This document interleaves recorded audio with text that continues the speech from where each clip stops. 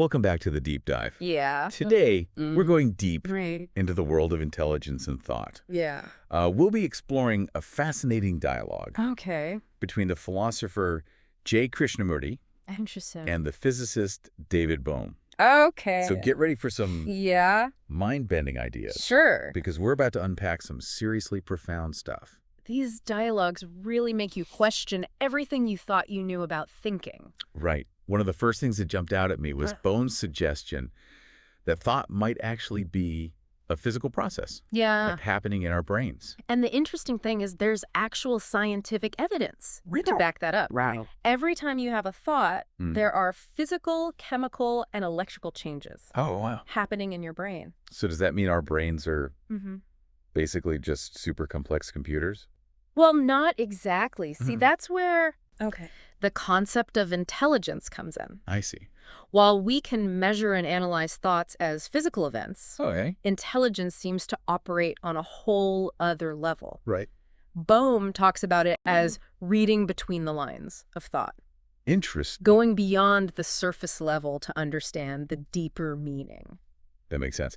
And Krishnamurti really hits on Yeah. the limitations of thought, doesn't he? Like how our brains, Yeah, wired for survival, can get stuck in these repetitive thought patterns. exactly. Yeah. Think about it. Okay. How often do you find yourself worrying about things that might never even happen? Oh, yeah. That's your old brain kicking in, stuck in those survival loops. Oh, yeah.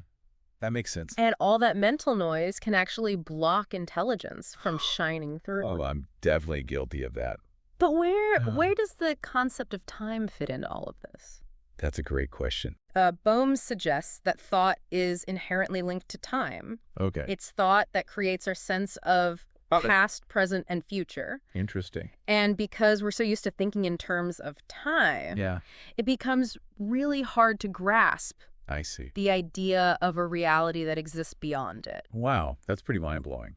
So Yeah. is intelligence Right. something separate from thought? That's the big question, isn't it? Yeah. Krishnamurti seemed pretty skeptical about those traditional Eastern philosophies that say Okay. intelligence is always present but hidden by illusion. Right. He and Bohm seem to agree that while thought is mechanical and measurable, Right. intelligence operates on a different level altogether. I see. And they talk about the importance of having a quiet brain Yes. for intelligence to operate. Yeah. Right. Right. Think of it like this. Okay. In physics, Okay. a Wheatstone bridge is used to measure electrical resistance. A null reading on the bridge means everything is balanced and harmonious. Okay. Maybe a quiet brain is like that null reading. Yeah. It's the ideal state for intelligence to emerge. So the brain doesn't create intelligence, Yeah. but provides the right environment for it to show up. Exactly. It's a subtle Okay. but important distinction. Right. There's a dependence there, but not a determination. This whole idea of thought being a pointer toward intelligence Yeah. is really interesting. Imagine a signpost standing by the side of the road. Right. By itself, it doesn't really mean anything. Right. But for someone who can read it, Uh-huh. it points the way to a destination. Yeah. In the same way, Yeah. thoughts can be pretty confusing and chaotic on their own. Right. But when guided by intelligence, Right. they can lead us somewhere meaningful. That's a great analogy. Yeah. So how does all of this Right. play out in our daily lives? I mean, we all want to live more intelligently, not just get stuck in our heads all the time. Absolutely. Yeah. We all long for Yeah. a life where our actions are guided by intelligence, Yeah. not just our thoughts. Right. But think about it. Yeah. So much of the conflict and division in the world comes from thought, Right. driven by fear Right. and the desire for security. That's such a powerful point. And they talk about... And they talk about this idea of a common source Right. for thought, matter, and intelligence. Does that mean? Does that mean we can actually tap into it? Well, that's where things get really tricky. Okay. They suggest this source Okay. can't be grasped through thought alone. Right. It would be like trying to understand the entire ocean Okay. just by analyzing a single drop of water. Right. Thought, in its constant search for security and pleasure, has kind of taken over, pushing intelligence. Right. To the sidelines? But they also say that both thought and intelligence are forms of energy. Yes. right? Earth. Is that the connection? Yes, both are forms of energy. Okay. But they manifest in very different ways. Okay. Imagine the difference between ordinary light, chaotic and fragmented, Okay. and the focused, coherent energy of a laser beam. I see. Yeah. Maybe intelligence is like that pure, Okay. undivided energy at its source. Okay. So that raises the big question. Yeah. How do we tap into that source of intelligence Okay. in our own lives? So that's where we'll pick up in part 2. Awesome. I'm looking forward to it. Yeah, it'll be interesting. I'm ready to get into that. So picking up where we left off, Right. the big question is, Yeah. how do we actually tap into that Okay. source of intelligence in our own lives? Right. Krishnamurti and Bohm suggest Okay. the usual methods, All right. like meditation. Or trying to control your thoughts Yeah. aren't really the answer, because those are still approaches based in thought itself I see. and therefore limited. So if we can't force our way to intelligence, how do we get there? That's the fascinating part. Okay. They suggest Yeah. this source of intelligence isn't something you reach through effort or desire. Right. It's always there, Okay. untouched by the limits of time and thought. Okay. But if it's always there, why does it feel so elusive? It's like if intelligence is like this incredible hidden treasure, how come we don't see it sparkling all the time? Well, think about it this way. Okay. We were talking earlier about how thought is All right. linked to time, right? Right. And time, Yeah. with its past, present, and future, Yeah. is always moving, Okay. always changing. Okay. So our thoughts, That's right. caught up in that flow of time, Right. are constantly shifting too. So it's like our thoughts are creating a kind of smokescreen that obscures the intelligence that's always there. Exactly. Wow. It's like trying to see a clear reflection in a pond Okay. when the surface is constantly rippling Okay. with waves. I see. To see that reflection clearly, Yeah. you need the water to be still. Okay. I get the analogy, but how do we still the waters of our minds? It's like our thoughts are always buzzing around. It's hard to even find a moment of peace. It definitely takes practice. Okay. Krishnamurti and Bohm emphasize Okay. that it's not about Okay. forcing the mind to be quiet, Right. Yeah. but about creating the right conditions for stillness Yes. to emerge naturally. So no more yelling at my thoughts to be quiet. Probably not the most effective strategy. It's more about That's right. gently shifting your attention Okay. away from that constant mental chatter Yeah. and towards something deeper. So what should we be focusing on instead? Krishnamurti suggests Yeah. paying attention to your sensory experience, the sights, sounds, smells, and sensations Right. of the present moment. Okay. By grounding yourself Yeah. in the here and now, Mm-hmm. you can start to step out of that Yeah. endless loop of thoughts. It's like hitting the pause button on your mental movie. right? Right. Okay, Um, cool. You're interrupting those Yeah. habitual thought patterns Okay. and allowing a space All right. for stillness to open up. This reminds me of mindfulness practices where you focus on your breath. Exactly. Yeah. Mindfulness is one way Right. to cultivate that kind of attention, I see. but it's not the only way. Okay. Anything that helps you Yeah. shift your focus Yeah. away Yeah. from thought Right. and into the present moment can be helpful. So I could be mindfully washing dishes, Right. mindfully walking the dog, even mindfully folding laundry. Absolutely. The key is to bring a quality of attention Okay. to whatever you're doing without getting lost in thought. Okay. And remember, listener, it's not about doing things perfectly. Okay. It's about bringing a quality of awareness Yeah. to your everyday life. That's reassuring. Oh. But let's be real. Mm. It's easy to get discouraged when you're trying to quiet your mind and all you hear is that mental noise. Yeah. Any tips for dealing with that frustration? Krishnamurti and Bohm really stress Okay. the importance of patience Okay. and self-compassion. Yeah. It's like learning any new skill. Right. It takes time and practice. Okay. Don't beat yourself up if your mind wanders. Right. Just gently guide your attention back Right. to the present moment. So it's not about achieving some perfect state of mental silence. Not at all. Okay. It's about recognize that the mind is naturally active. Right. And that's okay. Okay. The goal isn't Right. to eliminate thoughts altogether, Right. but to learn to relate to them differently. It's like making peace with your inner chatterbox. Yes. Right. By accepting that, Okay. thoughts will come and go. Right. You can start to detach from them. Yeah. You can observe them Okay. without getting caught up in their stories. So you're creating a space between your thoughts and your sense of self. Exactly. Wow. And in that space, intelligence has the opportunity Right. to emerge. This reminds me of the idea of the observer self in mindfulness practices. It's Yeah. like stepping back from the stage of your mind and just watching the show.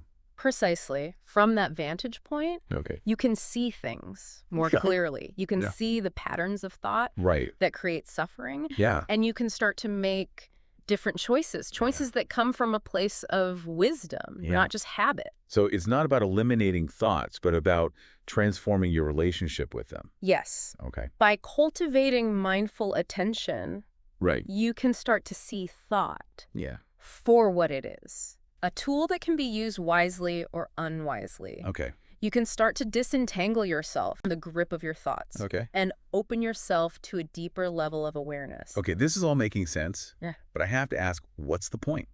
What difference does it actually make if we're more intelligent? How does this actually change our lives?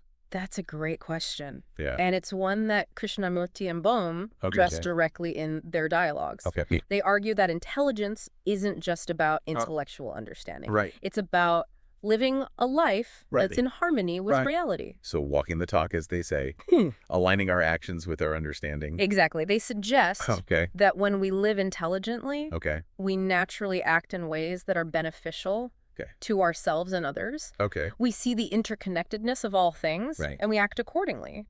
So intelligence leads to compassion, empathy, and ethical behavior. Exactly. It's not about Okay. following a set of rules or doctrines. I see. It's about living from a place of deep understanding Yeah. and insight. I love that idea. Yeah. But let's be honest, most of us aren't living in a state of perfect harmony with reality. Yeah. We're all struggling with our own fears, desires, and limitations. Yeah. How do we bridge the gap between our current state and this ideal of intelligent living? That's the journey. Yeah. And it's one that unfolds Yes. step by step, Yeah. moment by moment. Right. Krishnamurti and Bohm emphasize Okay. that it's not about Yeah. achieving some perfect state of Right. enlightenment. Right. It's about cultivating a quality of awareness Right. in your everyday life. So it's about paying attention to the small details, Mhm. making conscious choices, and learning from your mistakes. Exactly. It's Got it. about bringing a quality of intentionality Right. to everything you do, Okay. from the way you interact with others, To the the- way you care for yourself. This is starting to sound a lot like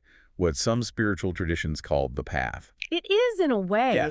but Needle. Krishnamurti and Bohm are very clear that this isn't about following any particular religion or dogma. Okay. It's about discovering a way of living Right. that's grounded in truth and intelligence. So it's about waking up to reality as it is rather than clinging to our own limited perceptions. Exactly. It's about yeah. letting go of the illusions Right. that keep us trapped in suffering Right. and opening ourselves to a wider view of life. This is all so fascinating. I'm feeling like my mind is expanding just talking about this, Yeah. but I'm also feeling a bit overwhelmed.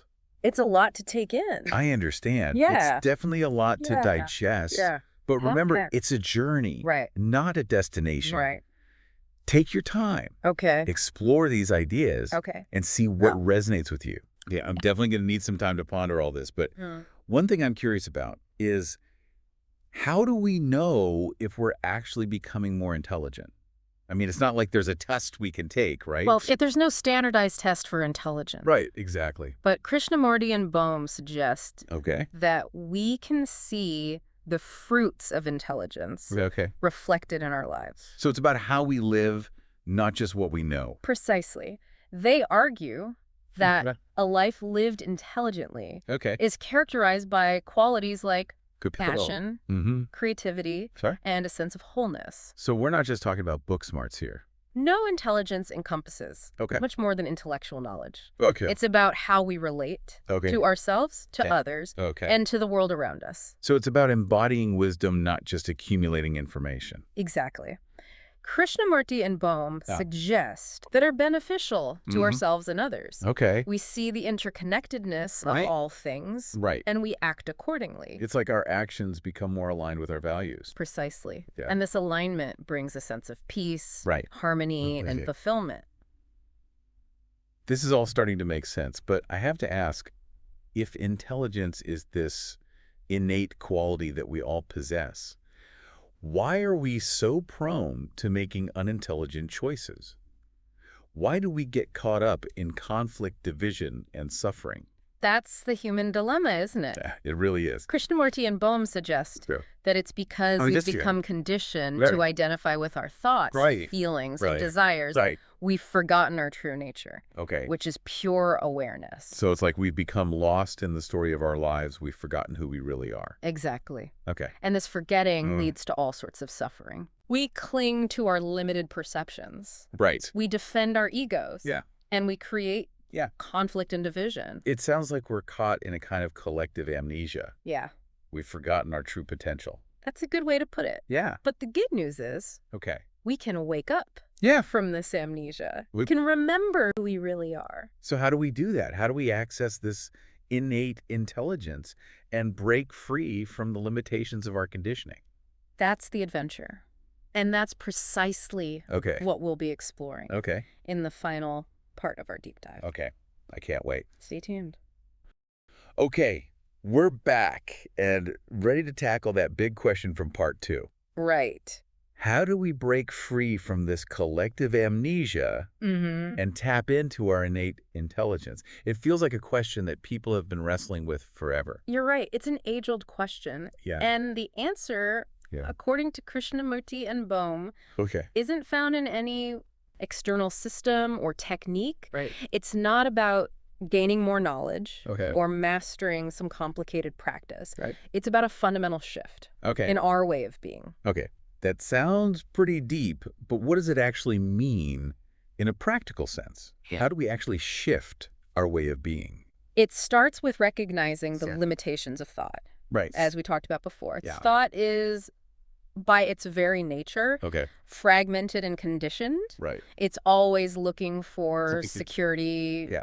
pleasure, and Yep. self-preservation. Right. And that's not necessarily bad. Right. It helps us get by in the world. Yeah. But when we get too wrapped up in our thoughts, Yeah. we lose sight of the Okay. bigger picture. So it's like our thoughts become a prison, trapping us in our own mental constructs. Exactly. Okay. Imagine you're in a room Okay. with only a few small windows. Okay. You might think that's all there is to see. But what if there's a whole world outside, beyond those windows? Right. That's what it's like. Oh. When we get stuck in limited thinking, I see. we need to find a way Right. to see beyond those mental walls. Okay, I see what you mean. And the key to breaking free, as you mentioned before, is to cultivate that awareness that goes beyond thought, Right.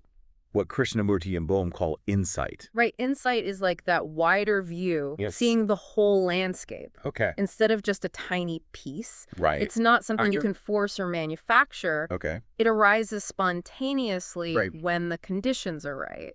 So what are the right conditions for insight to emerge?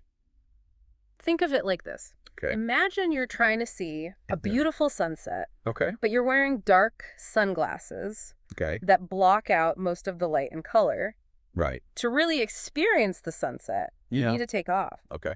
those sunglasses. Okay. Insight is similar. Okay. It requires a certain quality of attention, Okay. a state of open, Okay. receptive awareness, Okay. free from judgment Okay. and preconceptions. So it's like taking off those mental sunglasses and seeing the world with fresh eyes. Exactly. It's about dropping the filters of our conditioning Right. and experiencing reality directly. That sounds amazing. Yeah. But our minds are so used to Yeah. filtering everything through our beliefs and biases. Yeah. It's like trying to see the forest for the trees. Right. How do we actually do that?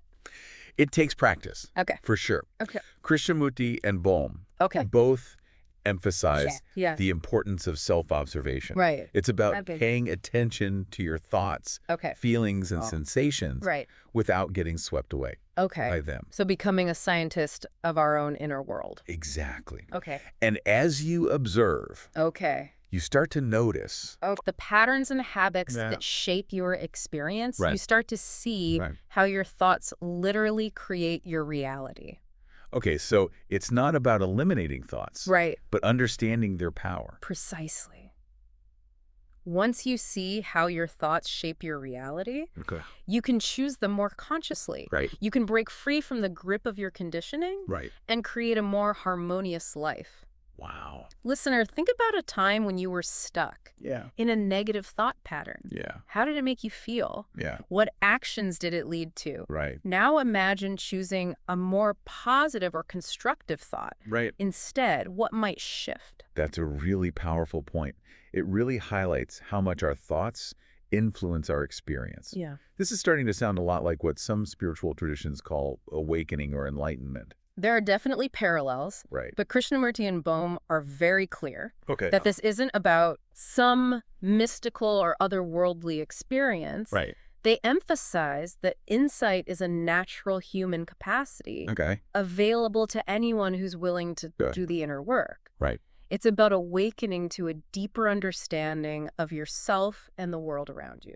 So no need to climb a mountain or live in a cave. Yeah. We can cultivate intelligence Yeah. right here in the midst of our everyday lives. Absolutely. It's about bringing a quality of awareness Okay. everything you do, Okay. from the most ordinary tasks Right. to the most challenging situations. So not escaping from the world, but engaging with it more consciously. Precisely. It's about waking up And- into the beauty and wonder of life Wow. right here, right This now. has been such an eye-opening journey. We've explored some really profound ideas Right. about the nature of thought, Uh-huh. intelligence, Yeah. and insight. We've delved into Yeah. the dialogues of Krishnamurti and Bohm, Two brilliant thinkers. two brilliant thinkers who challenged conventional wisdom. Yes. And invited us to explore a deeper level of awareness. And we've learned that intelligence isn't something we acquire, Right. but something we awaken to. That's right. It's about recognizing that true intelligence Right. is already within us waiting to be discovered.